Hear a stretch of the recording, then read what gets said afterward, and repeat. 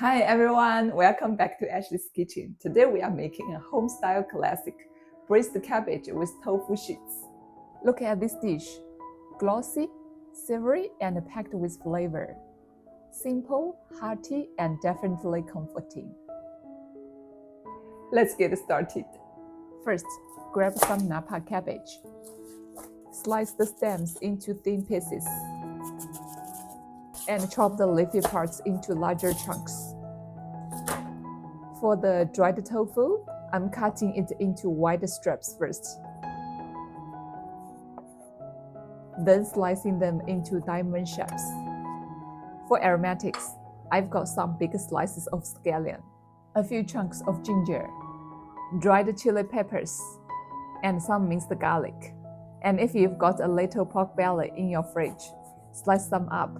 It will make the dish even more fragrant. Okay, ingredients ready, let's cook. By the way, I've written all the exact amounts down in the description box, so check them if you need the measurements. Heat some oil in the wok. In those pork belly, let that render out some of its fat. Next, toss in the scallion, ginger, and dried chili. Stir them around on low heat until it smells amazing. Now, cabbage straight into the wok. Stir fry until it softens down. Then add the dried tofu. Season with about a tablespoon of cooking wine, a tablespoon of light soy sauce, a little oyster sauce, and just half a tablespoon of dark soy sauce for color.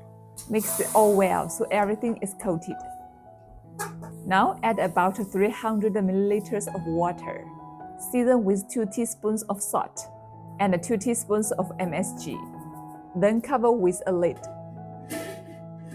Let it simmer gently on low heat for about 5 to 8 minutes.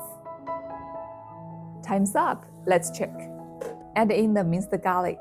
Give it a quick stir. Then add in 2 tablespoons of cornstarch slurry to thicken the sauce. Finally, drizzle in a tablespoon of vinegar. Toss everything together, and we are done. Look at that! Cabbage and tofu, glossy and coated in that rich sauce. Way better than takeout, right? Let me test.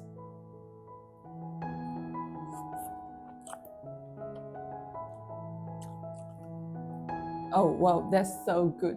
This dish brings me straight back to my childhood. My grandparents used to make it all the time.